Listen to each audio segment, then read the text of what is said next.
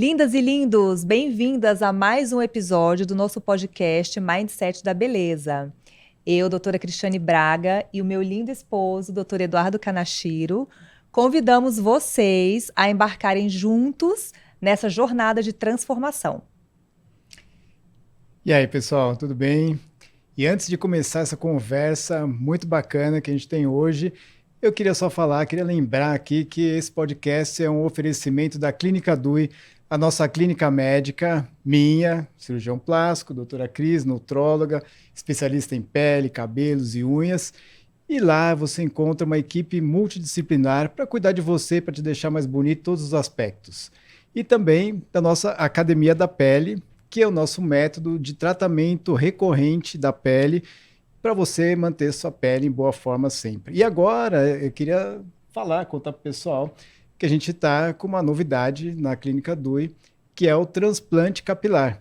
Era uma lacuna que a gente tinha na clínica, a gente não tinha esse tipo de tratamento, e agora a gente foi atrás de uma profissional excelente, uma pessoa especialista nisso, e agora a gente tem, né, Cris? Porque a Cris, ela sempre gostou muito de cuidar de cabelo, cuidava da parte não só de fora para dentro, né, os cuidados capilares ali, mas também da parte nutricional.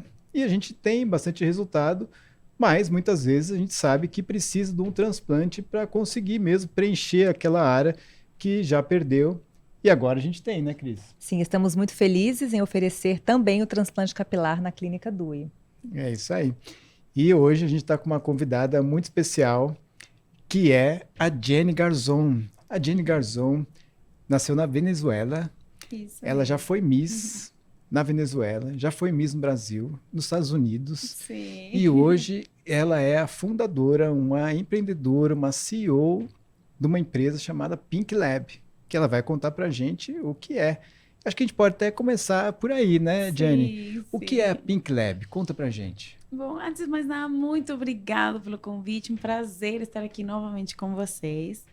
Bom, a Pink Lab é um laboratório revolucionário que veio para cuidar especificamente da saúde da mulher.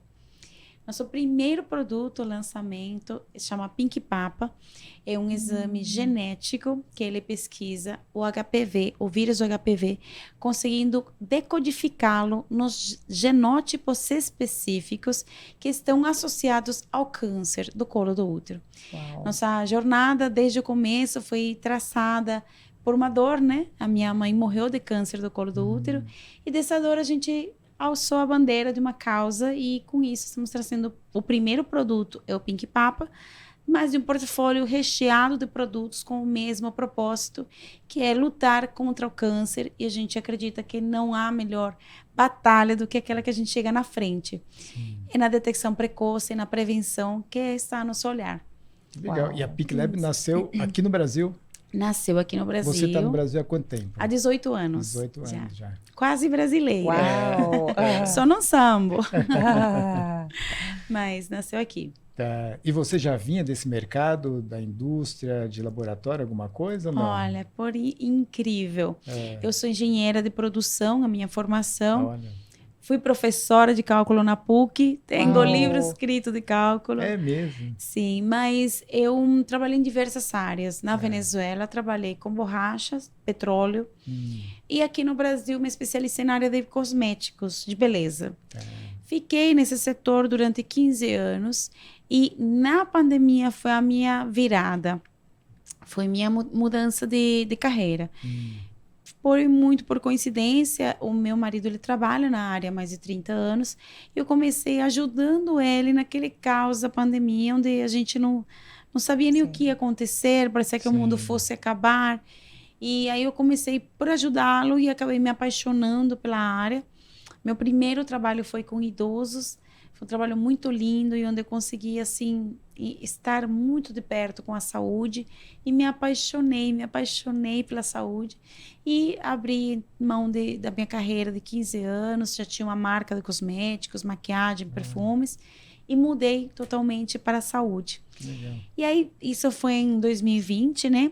E em 2022, final de 2022, surgiu a ideia da Pink Lab, desse laboratório, desses produtos, com esse olhar para o câncer E o entendimento de que não era só um produto, não era só uma empresa. Eu acho que a gente é somatória de tudo que a gente viveu, né? Sim. As experiências boas, as ruins. E para mim ficou muito claro que já estava na hora de envolver não somente negócios, mas dar um passo à frente, andar negócios aliado ao propósito. Legal. Foi a primeira vez que eu enxerguei com um olhar mais de propósito uma empresa. Sempre tive várias empresas, sou empreendedora desde pequenininha, mas sempre olhei como negócios, como mercado, num olhar mais matemático, mais numérico do que em si esse olhar mais humano, né? Bacana. Que lindo quando você associa a dor como combustível para ir atrás do seu propósito, né? Muito linda essa Sim, história. Sim. Muito linda. E eu fico pensando que uma mulher tão linda assim, Ai, obrigada. essa beleza sua, que ganhou vários concursos Sim, e tal, sim. isso serviu como um combustível? Isso serviu como uma porta de entrada na sua vida de empreendedora? Olha, eu comecei sendo empreendedora pela necessidade. Eu nasci num lar muito humilde. Minha mãe era costureira e era analfabeta. Nós éramos estrangeiros. Minha mãe era colombiana, nasci na Venezuela, mas a minha casa, minha família era toda estrangeiros. Meu pai era romeno e meu pai não foi presente na minha criação, mas morreu quando eu tinha 8 anos. E havia muita falta em casa. Então, eu sempre fui muito competitiva, muito sonhadora, sempre quis sair de lá. E aos 7 anos, entendi que faltava comida em casa e que eu tinha que tomar uma atitude. E eu criei meus primeiros produtos, que foram uns elásticos de cabelo. Ai, que lindo! Muito lindo, foram umas bonequinhas. Sim. Minha mãe era costureira, eu tinha acesso à linha, botões, agulha. E eu fiz minha primeira produção. E de lá pra cá nunca mais parei. Eu vendia até lição de casa. Eu fazia de tudo para colocar dinheiro dentro de casa. E meu pai era judeu. Eu acho que tem alguma coisa a ver, realmente, a genética, mas não, com certeza, maioritariamente foi o meu ambiente. Mas eu passei por uma fase de patinho feio na faculdade. Conta pra gente isso. Ai, Inacreditável. Pois era. Eu sempre fui muito competitiva, como falei, muito esforçada e sempre tirei excelentes notas na faculdade. Então, sempre, embora eu trabalhasse, imagina, fazia engenharia na PUC, trabalhava, então tinha jornada noturna, final de semana, era muito difícil, mas eu sempre fui muito abençoada, Deus me abençoou muito e conseguia passar muito bem. Então, eu lembro um dia, que foi quando caiu a minha ficha, os rapazes me chamavam para eu explicar os exercícios. Só que eu tinha feito um propósito na minha vida, que eu só iria trocar telefone com um menino quando faltasse um semestre para me formar. Porque você vê que tirava foco. Mas claro que eu gostava, né? Eu paquerava alguns, mas eu, né, queria ser observada. Sim. E aí eu fui explicar para esses rapazes, era um que eu gostava muito, achava ele muito bonito, e ele foi me perguntar e eu fui toda me achando, respondi as perguntas, e quando saí, esse rapaz falou pro outro, falou, nossa, como a Jenny é feia. Nossa, Mesmo? Você ouviu? E eu ouvi. Isso para mim foi assim como tudo, né? Tem a energia da revolta, que eu acredito que ela é fantástica, que é aquela que dá Pra te mover. para Sim, mover. pra te levantar. Exato. Eu falei, o quê? Patinho feio, competitivo, do jeito que eu era. Eu falei, não vou ser mais patinho feio, não. Eu vou emagrecer. E eu tinha muito acne, era uma menina assim, muito simples, só vivia para trabalhar. Eu comecei a olhar para mim, para meu autocuidado, para melhorar essa pele. E eu me criava sozinha, porque minha mãe morreu quando eu tinha 13 anos. Então, eu não tinha, assim, alguém que me cuidasse, sabe? Eu vivia para bater minhas metas, que era a faculdade, que era pagar meu aluguel, comida, comprar meu primeiro carro. Mas eu não tinha esse olhar do autocuidado. Então, comecei a me autocuidar, comecei a aprender a me maquiar, a cuidar da pele, emagrecer. Aí Isso na faculdade. Na faculdade. E no último semestre, eu tava uma gata linda, maravilhosa. Que legal. Foi muito bom. Foi aí que eu descobri. Eu sempre tive vontade de participar de um concurso, porque a Venezuela culturalmente, isso é muito forte. Só que eu não tinha... Primeiro, naquele momento, eu acho que há 2 anos antes, com uns 18 anos, eu não tinha nem noção que eu era tão feinha assim, né? Nem enxergava para isso. Mas depois eu percebi que precisava de investir, precisava de dinheiro. Eu fui cuidando da minha beleza. Com certeza, a autoestima, mais do que a beleza abrir portas, que acredito que, claro, que abre portas, como fecha outras, Sim. né? A beleza tem as duas faces, porque você é olhado, no meu caso, engenheira, trabalhei em plataforma de petróleo, sempre como dona dos meus negócios. Às vezes você, na maioria dos mercados, a liderança é masculina. Você tem que se posicionar de uma forma diferente. Eu sinto isso. Hoje estão as coisas mais fáceis, mas há 20 anos atrás era um pouco diferente, era mais duro para a mulher. Se posicionar de que não era só a beleza. Mas abriu muitas portas, sim, mas eu acho que o fato de eu gostar do meu corpo, gostar do que estava vendo no espelho, foi fundamental para eu sentir segurança na minha jornada como empreendedora, com certeza. Eu passei por algumas fases, engorda, e aí você se sente desconfortável, porque não tem, eu acho que o que é belo é o que é belo para você. Para mim, eu não sou muito a favor de fazer de tudo para ser exatamente igual a uma modelo, porque a realidade, o corpo de cada um e cada uma, se tem alguma coisa que incomoda você, você tem que correr atrás para melhorar. E fazer uso das ferramentas que estão disponíveis para você melhorar, porque isso vai afetar a tua autoestima, tua autoconfiança. Na hora de você sentar numa mesa para negociar, você chega com outra atitude. Então é fundamental, eu acredito, para a felicidade, para o sucesso, você cuidar de si e chegar no melhor em todas as áreas.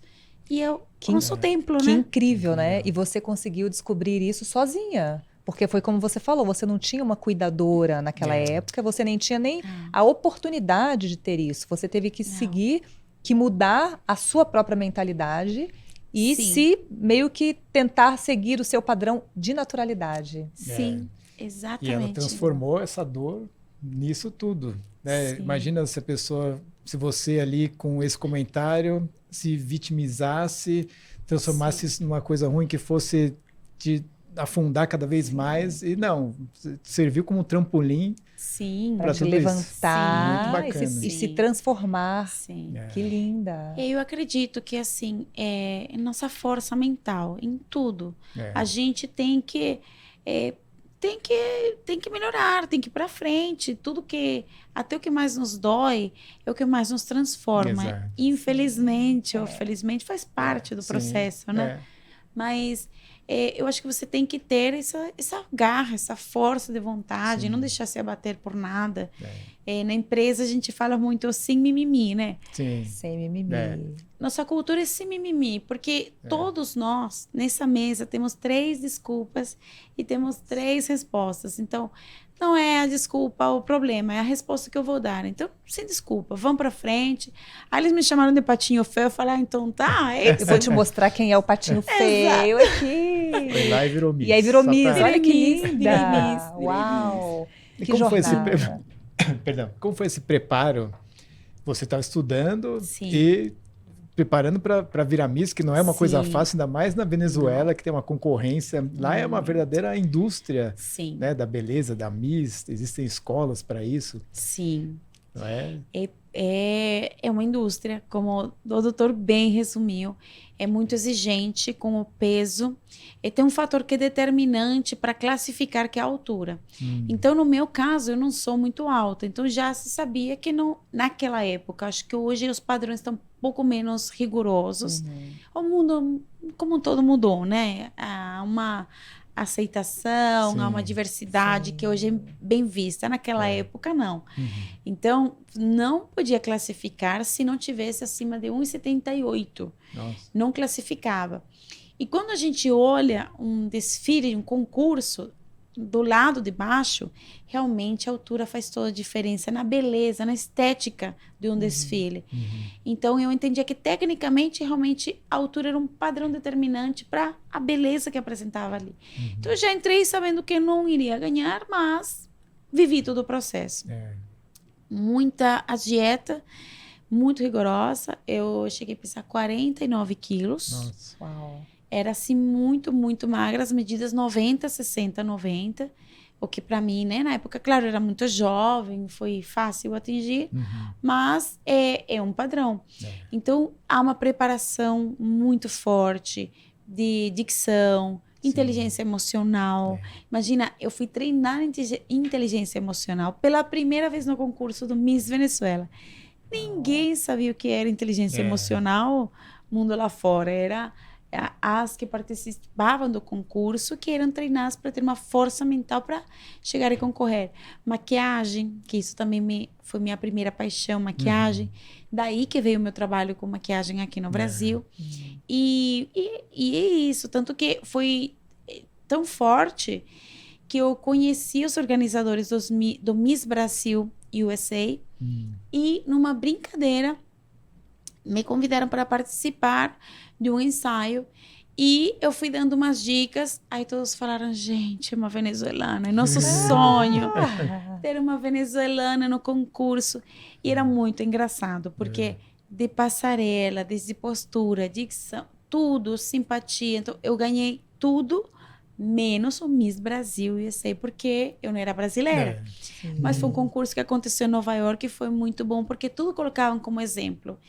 E as organizadoras falavam, nosso sonho era ter uma venezuelana, primeira vez que temos uma venezuelana. Olha. Porque realmente é uma cultura, Sim. como o Brasil para futebol, Venezuela para Misses, né? Mas foi uma experiência incrível, me marcou, meus filhos têm muito orgulho. Mais de quantos anos? Ai, bastantes anos atrás.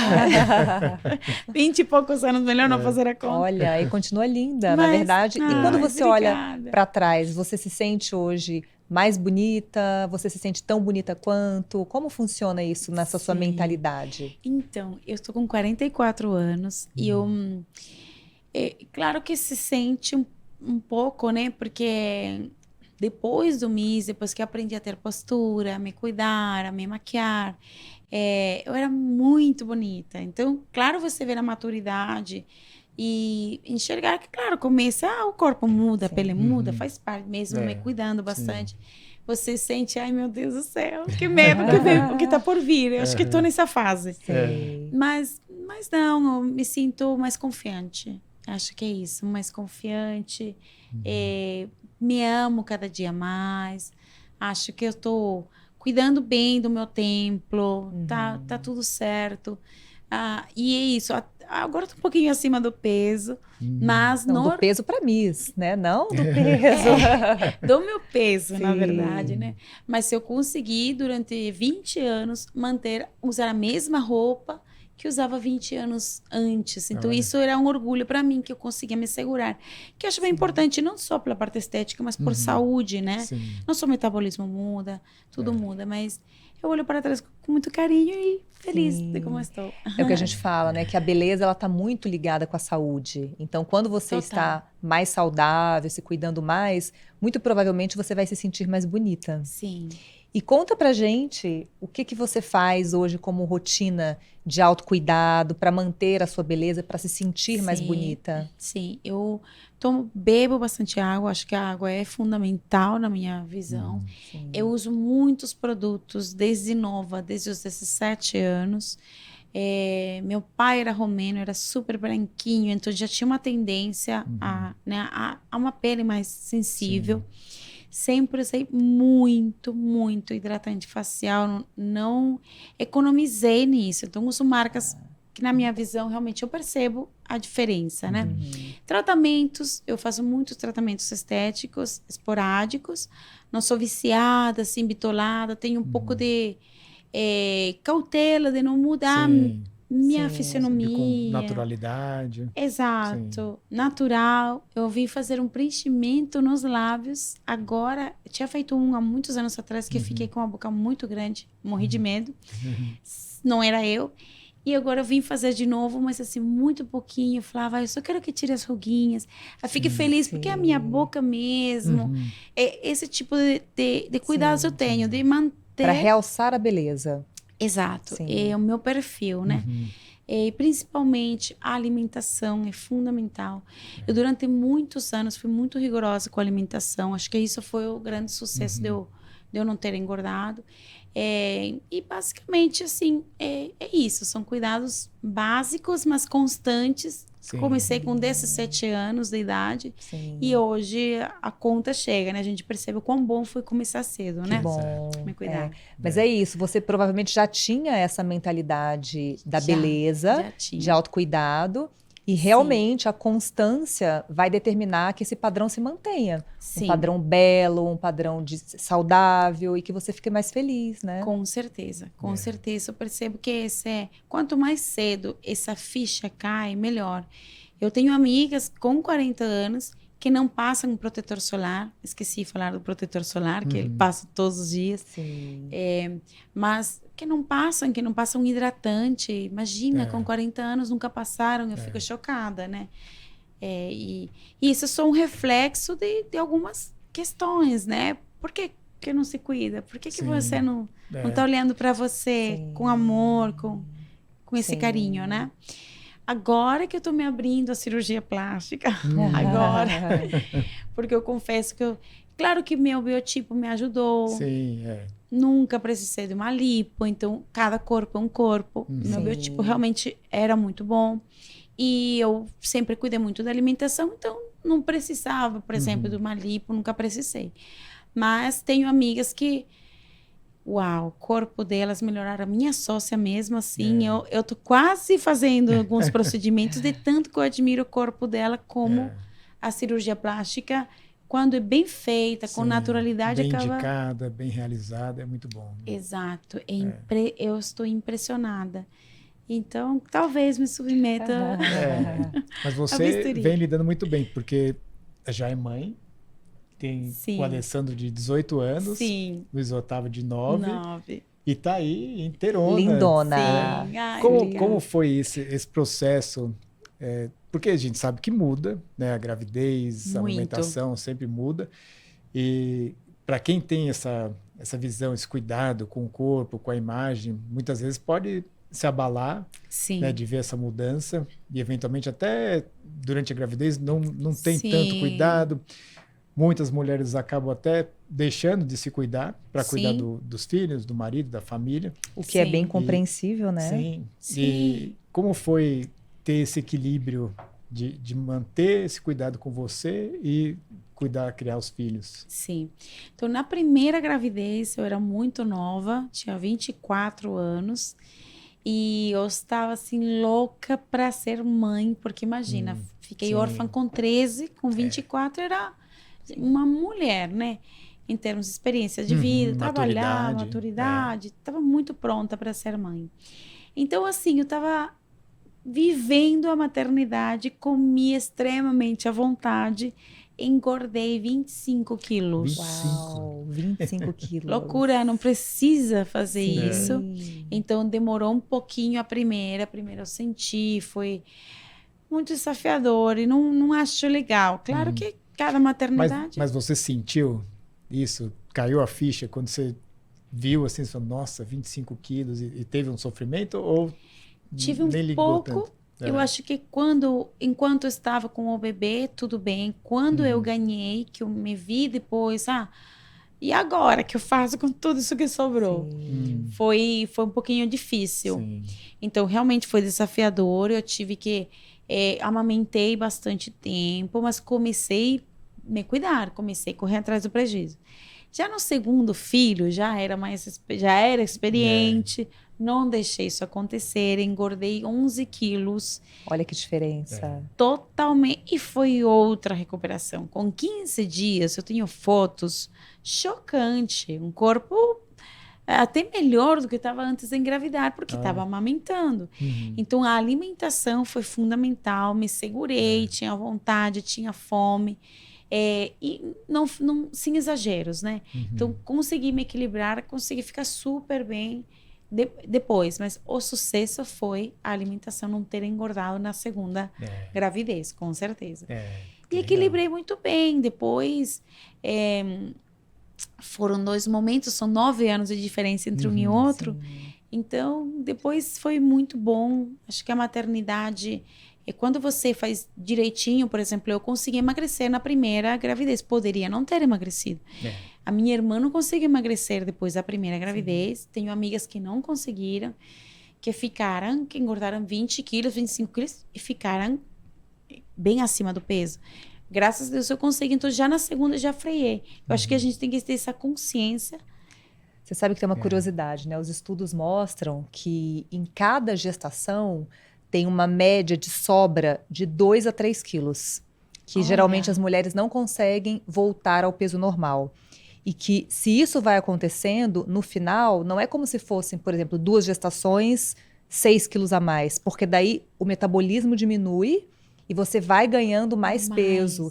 Então, em média, se você não volta, se você não retoma o peso da primeira gestação, no final da segunda gestação, você vai ganhar mais do que o dobro.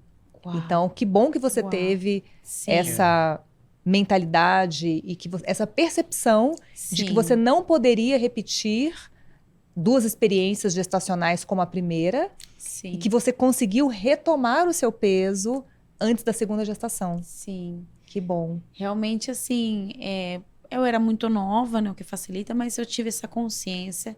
Eu acho que é uma questão de saúde. Gente, a gente não precisa comer exageradamente. O corpo não precisa. Você mesmo percebe, mesmo que não tenha muito conhecimento, do que é inflamação, do que é gordura, precisa você sentir, ouvir seu corpo. O que meu corpo está comunicando comigo? E ele estava se comunicando comigo que não estava tudo bem, que não era isso que ele precisava. E eu estou vivendo esse momento agora novamente, que meu metabolismo percebi que há alguma coisa que está se ajustando. Então, procurei ajuda de algumas pessoas que trabalham junto com a gente e comecei a tomar consciência. Peraí, não preciso. Eu acho que é normal, né?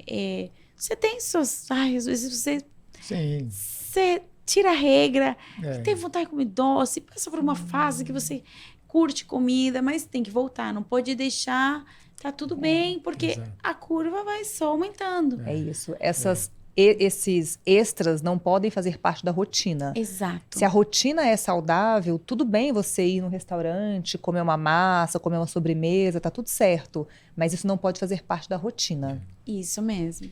E que bom que tem aparência para chamar a nossa atenção e falar, opa, tem alguma coisa errada, porque se não tivesse, a gente continuaria comendo besteira, fazendo um monte de coisa, deixando de treinar, e porque a gente não ia ver, depois só internamente os órgãos ficando doentes e a gente não ia ver. Então, que bom que a beleza, a estética acaba funcionando como um sinal para a gente disso. Sim. Né? E a gente deve prestar atenção.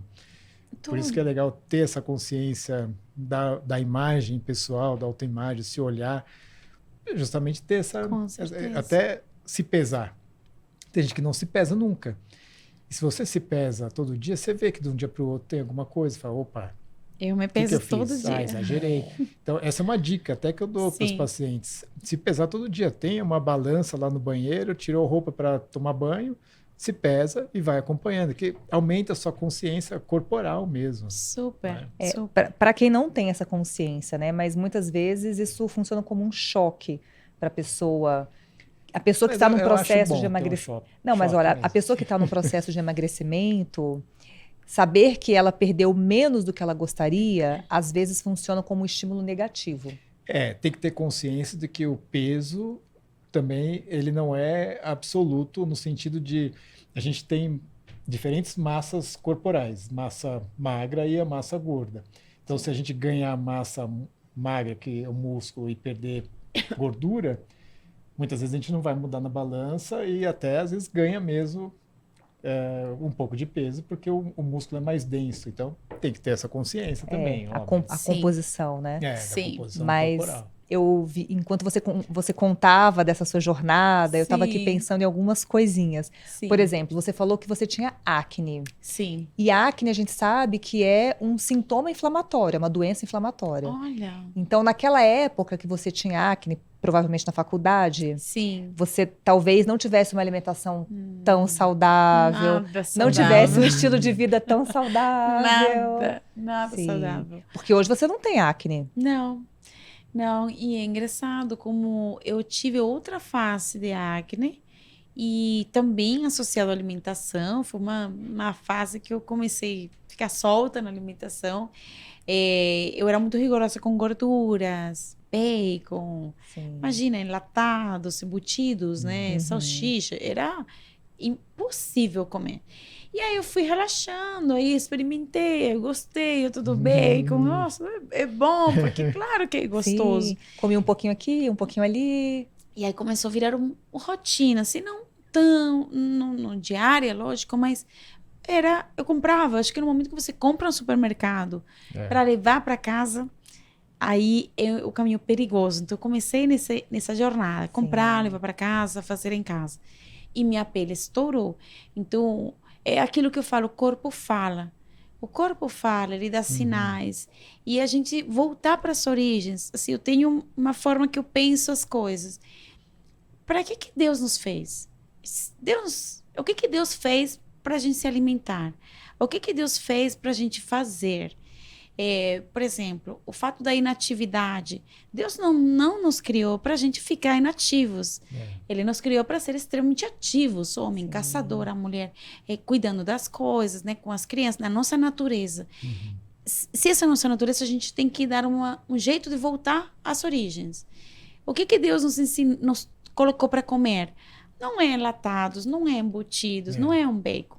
Sim. É uma fruta, é um legume, uma carne. Então, é isso que a gente tem que se policiar e voltar para o que fomos feitos e o que foi feito para nós. Exatamente. Essa Quanto visão. mais comida de verdade, né?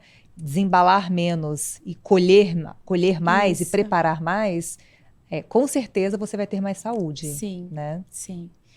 E essa jornada que eu estou fazendo em casa também com meus filhos, tentando ter essa mudança, né, de padrões, porque todos os amiguinhos comem McDonald's, nuggets, batatinha frita. Salgadinho, é um horror. Então, se eu libero um dia por semana, claro, né, não dá para ser 100%, né, rigorosa, vegana, se a gente não é, né? Sim. Mas sim, pelo menos que haja uma consciência, né, do que Imagina, meu filho joga futebol. Tudo que o corpo precisa. Então, hoje ele tem essa consciência. Eu não preciso da proteína, eu preciso dormir, eu preciso, né? Para meu corpo funcionar bem, né? E o que eu falo, todos nós, a maioria das pessoas são competitivas. Você dá o teu melhor.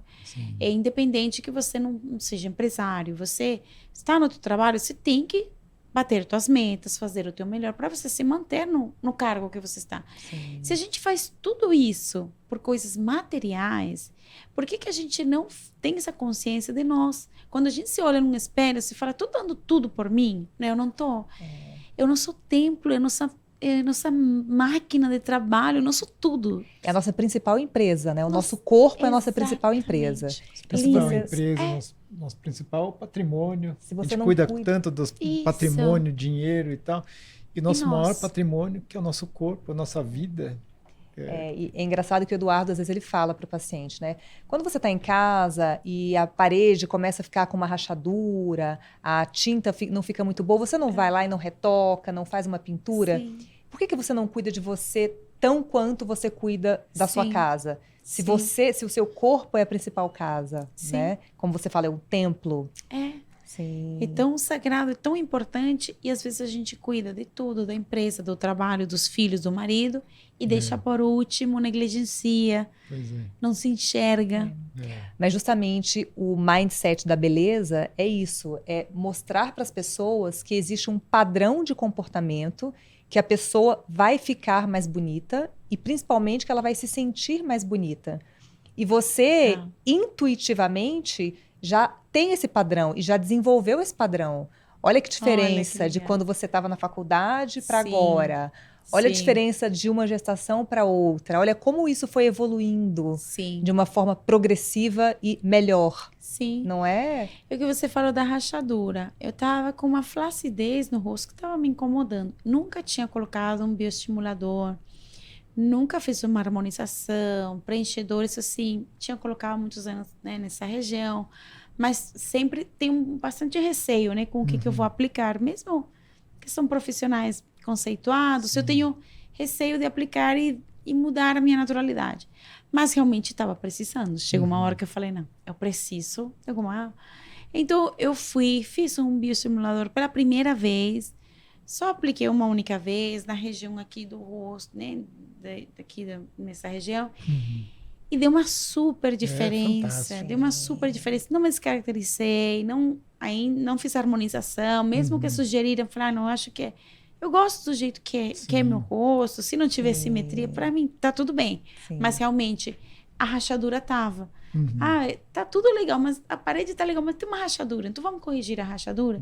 Porque aí começa depois a piorar e você se sente tão melhor. Sim. Gente, me fez sentir tão bem isso. Parecia que voltei um pouquinho no tempo, sabe? Você tem... Isso te dá autoestima, você se sente melhor, mais proativo, com mais energia.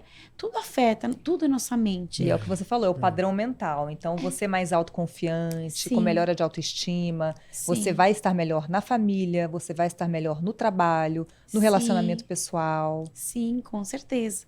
Então, isso não é luxo, não é secundário, é talvez o prioritário. Eu sempre falo, né, qual que é o maior mandamento de todos? Jesus deixou amar o próximo como a si mesmo. Se você não se ama, não tem como você amar teu marido, teus filhos. E o amar a nós começa por nós. Quem somos nós? Nós somos mente, espírito e corpo. Não pode ser negligenciado o corpo. Ele é fundamental dentro do amor à minha família, ao meu marido. É olhar para nós como prioridade, não como secundário. Acho que isso é fundamental. Muito bom, muito lindo. Muito legal. E você cuida, assim, tão bem de você como você cuida da Pink Lab? Sim, aprendi a equilibrar, porque também passei por minha fase muito workaholic.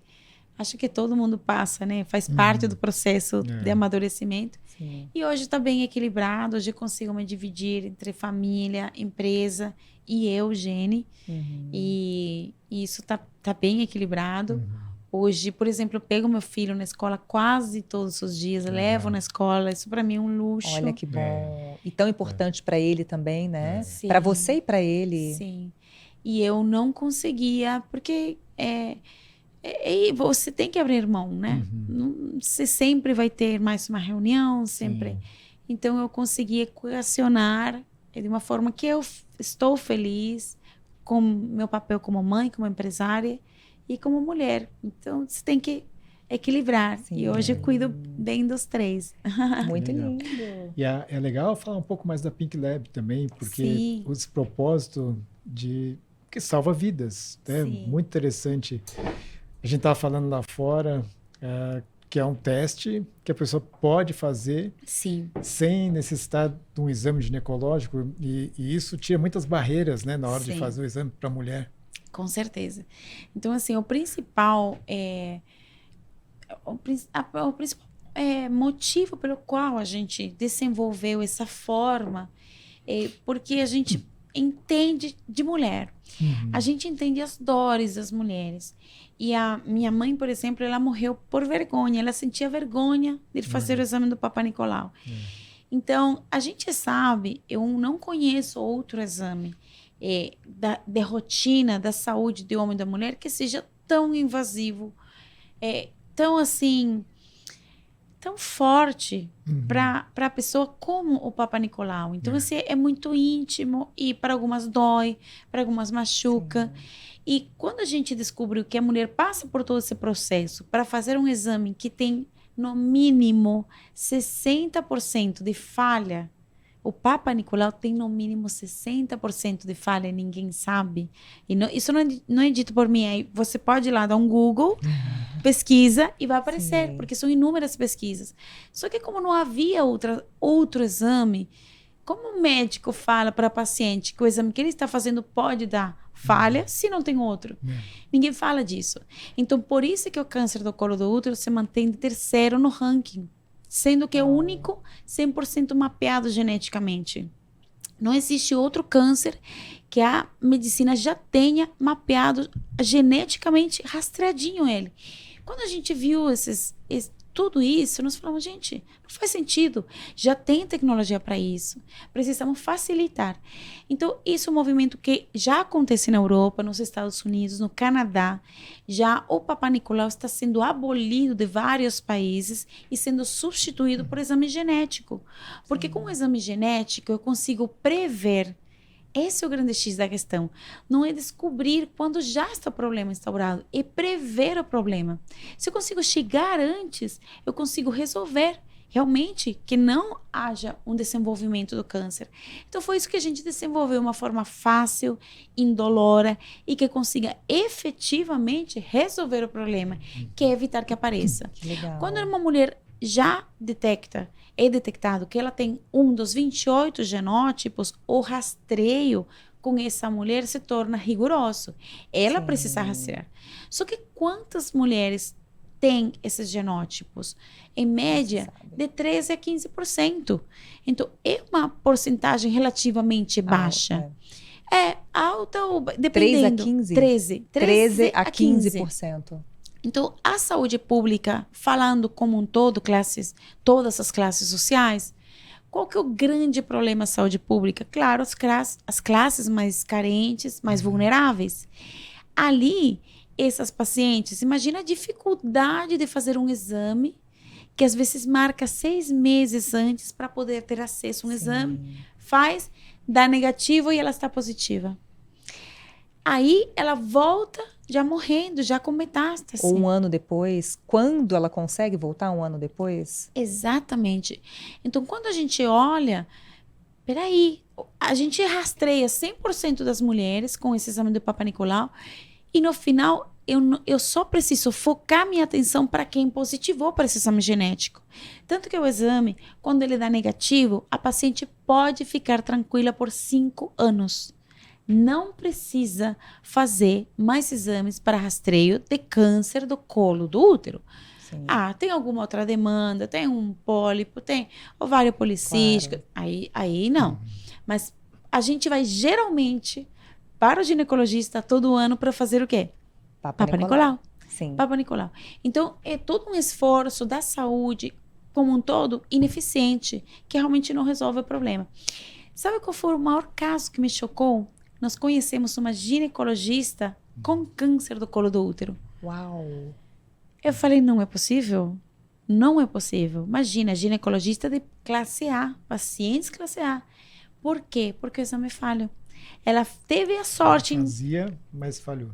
Entrou na roleta, por 2 anos consecutivos deu negativo, ela já estava desenvolvendo câncer. Então, imagine se isso acontece com uma médica, o que não acontece com a população. Que tem a consciência, que tem toda a orientação. Mas que legal. Sim. Até eu quero fazer esse exame. Então já vamos, já hoje mesmo. Sim. E essa é a tendência. A ONU estima que em 100 anos, o câncer do colo do útero será erradicado do planeta Terra, com 3 medidas. Esse é nosso exame genético, a vacinação de HPV e essa pesquisa que se faz com rastreio em massa. Então, com essas 3 ferramentas de rastreio em massa mesmo, indo procurar os pacientes, fazendo o exame genético e a vacinação, vai ser possível ser erradicado. Isso é uma grande vitória, porque o câncer hoje é o grande vilão que ninguém sabe. A maioria das doenças, hoje a gente tem um certo tipo de controle. O câncer, embora tenha havido muitos avanços, ele ainda é descontrolado, ainda não se sabe a origem, ainda se tem exames genéticos de alguns outros tipos de cânceres que dão uma probabilidade, mas não tem exatidão. O único exato é o do colo do útero. E é interessante isso, porque, como você falou, é um exame muito invasivo. Então, eu tenho pacientes que ficaram 10 anos sem fazer, porque tinham vergonha, como você falou da sua mãe. Não quero me expor, eu quero ir numa médica, não encontrei uma médica, só encontrei um médico e tenho vergonha, não quero. E deu sorte de não ter essa predisposição genética. Mas já pensou se ela tivesse essa predisposição? Se ela soubesse, talvez ela não teria ficado esses 10 anos. Com certeza. Então, como é importante esse exame genético, né? Esse mapeamento genético. Sim. E há muita falta de informação. Tem mulheres que a gente conversa, mulheres esclarecidas, que têm acesso. E elas acham que como casaram e não houve troca de parceiros, não precisam fazer. É nesse nível de falta de informação. Mulheres não sabem que o causador do câncer do colo do útero é o HPV. Sim. Não sabem. Acham que pode ser algum outro tipo de inflamação, que pode ser qualquer outra coisa. Então, há muita falta de informação ainda. Sim. Então, quanto mais a gente falar, divulgar, mostrar, tornar esses exames acessíveis, com certeza a gente terá mais vitórias no câncer do colo do útero. E tem outro fator que é inegável, que a idade, a atividade sexual diminuiu a idade. Então, hoje, a gente tem Começou cada mais cedo. vez mais cedo. Então, assim, dói para alguns pais ouvir, né, isso, mas é a realidade. Então, isso se tornou comum. Antigamente era muito raro a gente ouvir há 20, 30 anos atrás. Imagina, uma menina de 18, 19, 20 anos, né, estar tendo a primeira relação sexual. Hoje a gente está com 12, 13 anos. Sim. É a idade que está o início.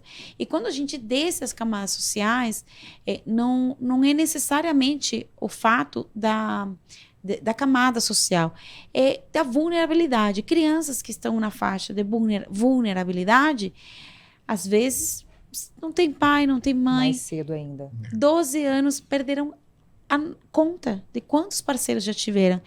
E o HPV é a doença sexualmente transmitível mais comum no mundo. Ele tem uma facilidade de transmissão, que por isso é que ele consegue esses números do câncer, porque ele fica se transmitindo. Então, hoje em dia a gente tem estatísticas nunca antes vistas de cada vez mais mulheres morrendo mais jovens. 20, 23 anos, 22 anos. É assustador na saúde pública ver a quantidade de jovens que estão morrendo de câncer do colo do útero. Sendo que existe tanta ferramenta, existem preservativos, existe tanta informação e estão morrendo mais mulheres. É isso. Uma doença evitável. Sim. Muito legal.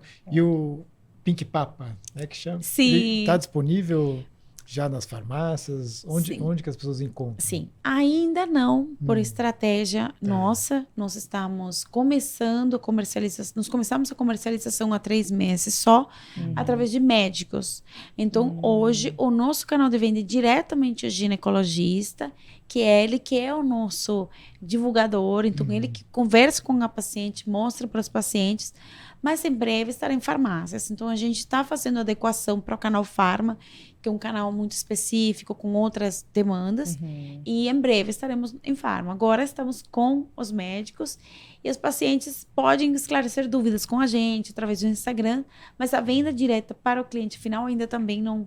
Dentro da nossa estratégia, estamos fazendo só através dos médicos. Que legal. Qual que é o perfil no Instagram? As pessoas Pink Lab Saúde. Pink Lab Saúde.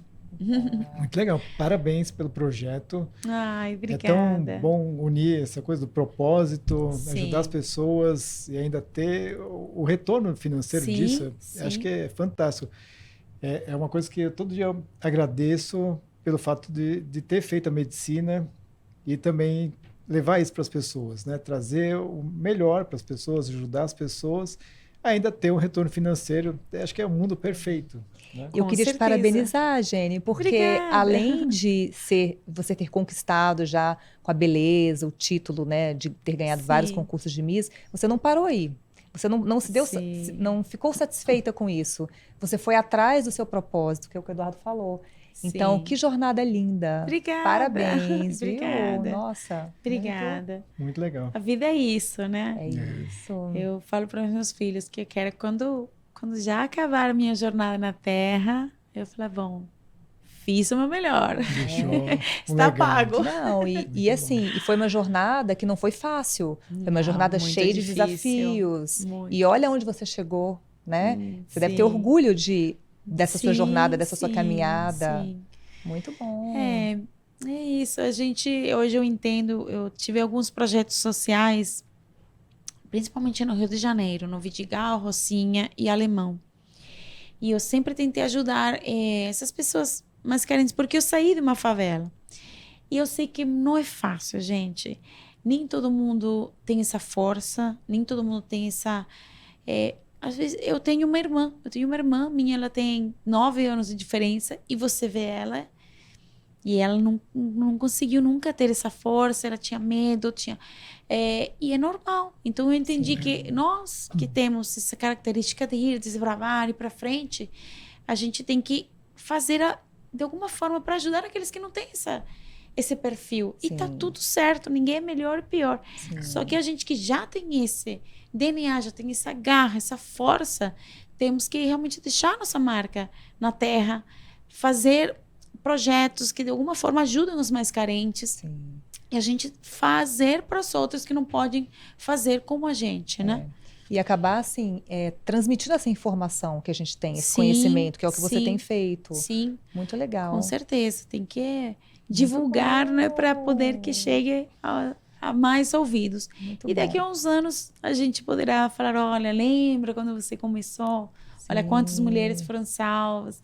A gente já tem na prática, tá vendo isso. Tem alguns projetos pilotos que a gente está fazendo com mulheres carentes, e já pegamos mulheres com câncer, assim, total tranquila, saudável, 33 anos, acabava de fazer Papa Nicolau, tudo certinho. Tudo negativo. Criancinha pequena com câncer.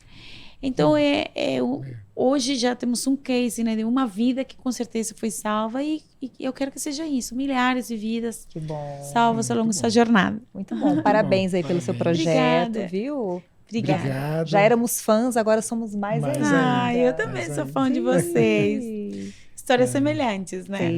Muito bacana. Obrigado pela sua presença. A gente agradece Obrigada a muito. vocês. Tenho certeza que o pessoal de casa se inspirou muito na sua história. Amém, E a amém. gente tem uma lembrancinha. Temos uma lembrancinha pra Ai, você. gente, Da vai Da ganhar nossa clínica presentinho. Due. Ai, que delícia! Uma Deve ser miminhos para a pele. Eu adoro. Ai, que legal. Eu vou postar, gente. Eu vou usar muito. Ai, que são mimos, são delícia. mimos. Muito bom, muito bom. Ai, amei. Obrigada. Obrigada por estar aqui, Obrigada. por esse papo incrível, por Ah. compartilhar com a gente, viu? Obrigada a vocês. Parabéns. E é isso.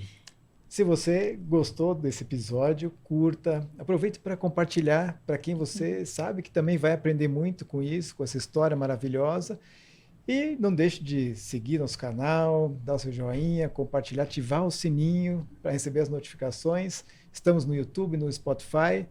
E até o próximo episódio. Obrigado, gente. Tchau, tchau. Tchau.